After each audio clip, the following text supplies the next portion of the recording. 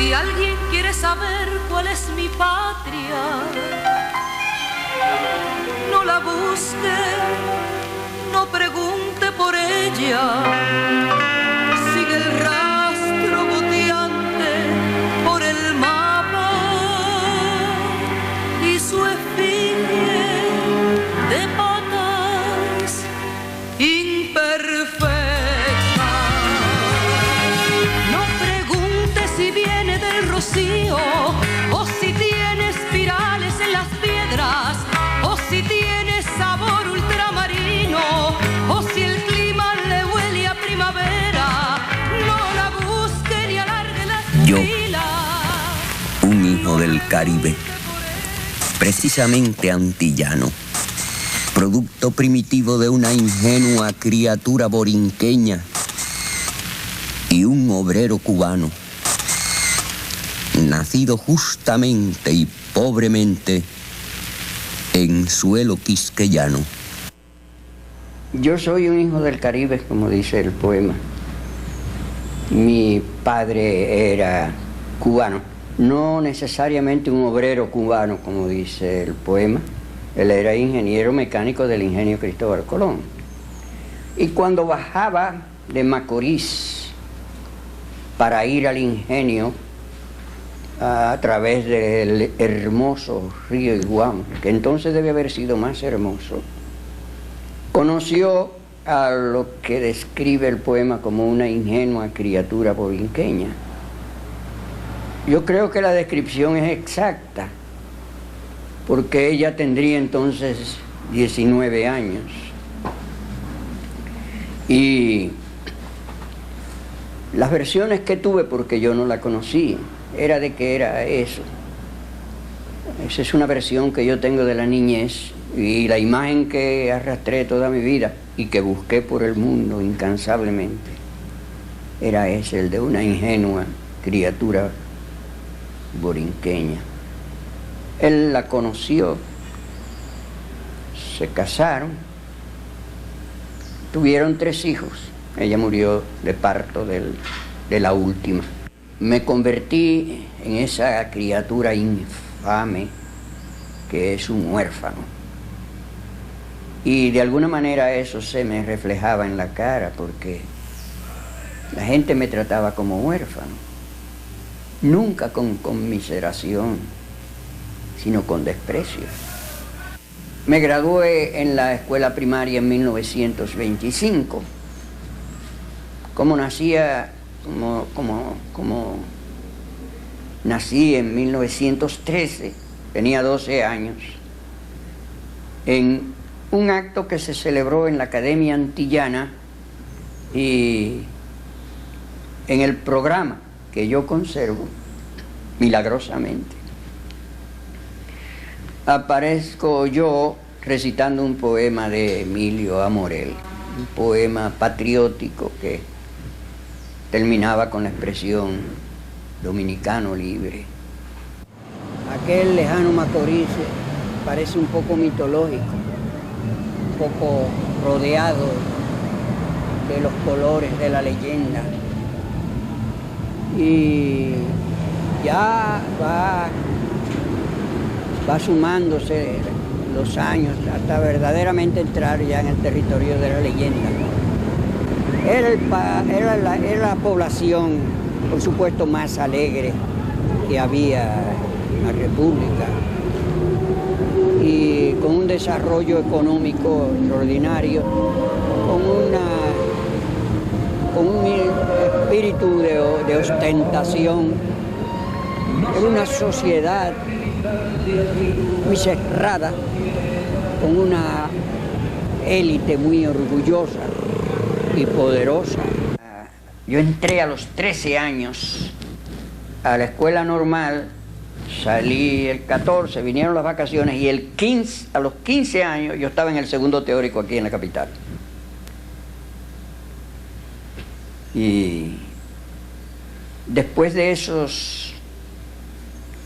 terminar los 15 años, ocurrió un acontecimiento memorable en la vida de la capital, que fue el famoso ciclón de San Zenón. El comienzo de mi vida literaria se produce a fines de 1937 con un artículo que apareció firmado por un periodista, pero solo con sus iniciales. Era el periodista encargado de la página literaria de uno de los periódicos de entonces. Era JB. Se preguntaba en aquella breve introducción a unos versos míos si sería yo el poeta social esperado. En tu peñón solitario, lleno de olvido y dolor, estrictamente salario, perpetuamente sudor. En tu jirón de archipiélago, de ron y cañaveral, chupado por el murciélago numeroso del central. En tu estirpe de malarias secretas como tu voz, llena de angustias agrarias y de silencio feroz. Domini, no estás tan solo, no estás solo, Domini. Del Ecuador hasta el polo, el mundo lucha por ti. Por aquellos días ocurrió también un acontecimiento que influyó profundamente en la vida cultural de los dominicanos. Fue la llegada de los refugiados españoles. Entonces ahí nosotros, los muchachos de mi generación, empezamos a tener una visión que trascendía las fronteras de la isla. Una visión más ecuménica de los problemas, de las inquietudes, de los temas. Fue un contacto con el mundo exterior que no había tenido la República Dominicana desde los días de la Restauración.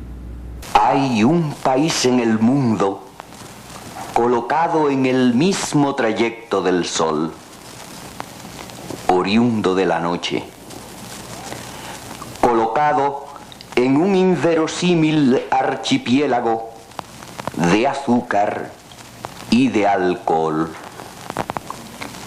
sencillamente liviano, como un ala de murciélago apoyado en la brisa, sencillamente claro, como el rastro del beso en las solteras antiguas o el día en los tejados, sencillamente frutal, fluvial y material, y sin embargo sencillamente tórrido y pateado como un adolescente en las caderas, sencillamente triste y oprimido, sinceramente agreste y despoblado.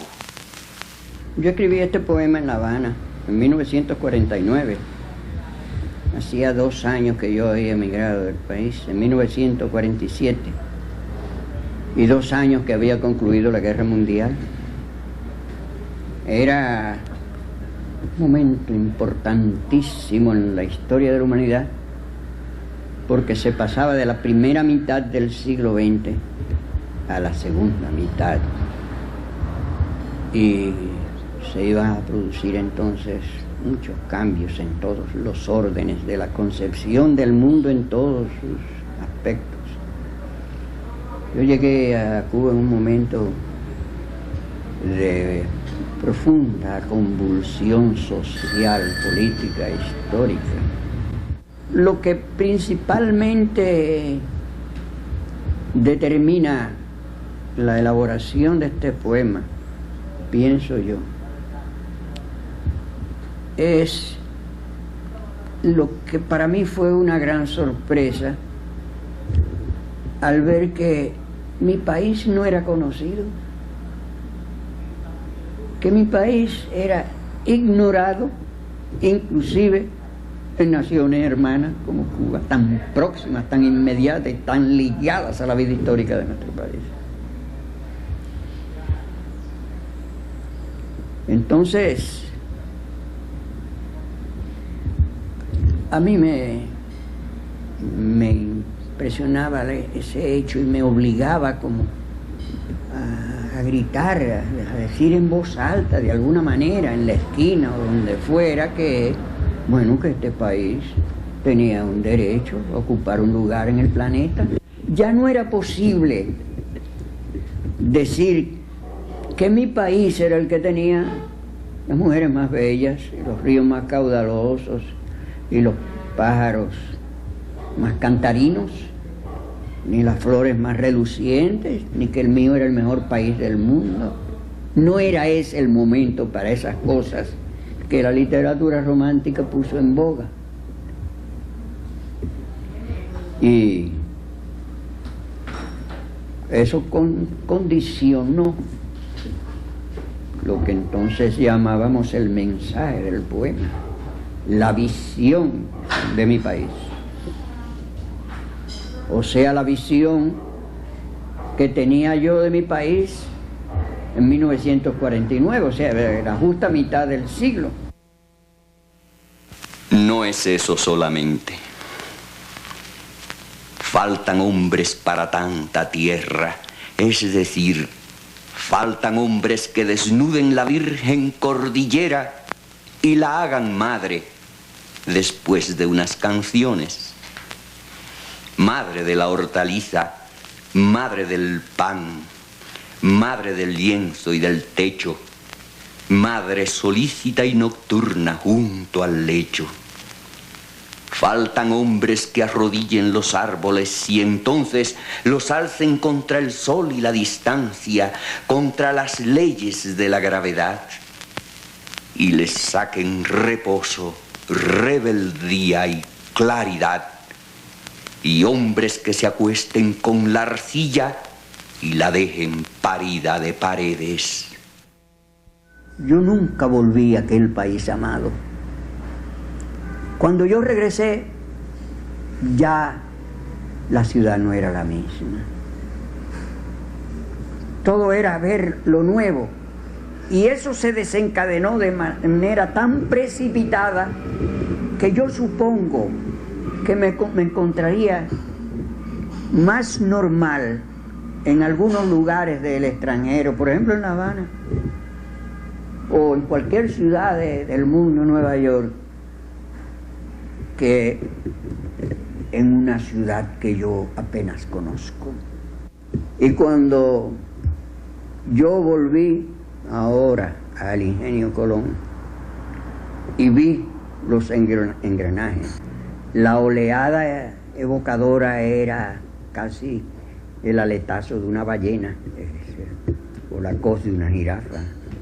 Pues era un golpe muy profundo en algún lugar muy distante y lejano de mi alma.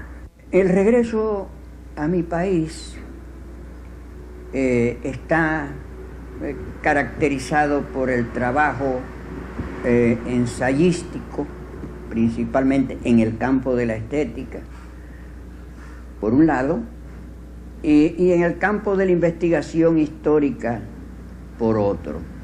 Esto fue impuesto por la circunstancia de que yo retorné a mi alma mater en la universidad, no ya como estudiante, sino como profesor.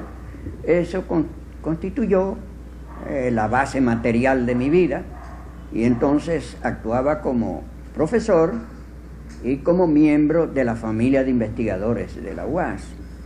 Entonces, como resultado de eso, yo hice un trabajo en esas áreas. En el área de la investigación estética, porque yo era profesor de esa asignatura. En el área de la investigación histórica, por mi compromiso como investigador. Y finalmente, en el área narrativa, por otras necesidades literarias que no son del caso. Y no queda nada más que una cosa puramente metafórica, digo yo, que es la esperanza. Pero la esperanza de un mundo mejor para generaciones que todavía no han nacido. Solo que entonces faltan las fuerzas, falta el entusiasmo, falta la capacidad de correr. Porque así se escriben las obras de arte, corriendo, saltando, gritando, sumergiéndose en la vida, en el agua, viendo las montañas, luchando con los hombres, amando y odiando profundamente. Cuando estas cosas empiezan a serenarse, también la capacidad artística también comienza a serenarse. Es que ha llegado ese momento que no deja de ser hermoso en la vida de los hombres, que se llama quizás la serenidad.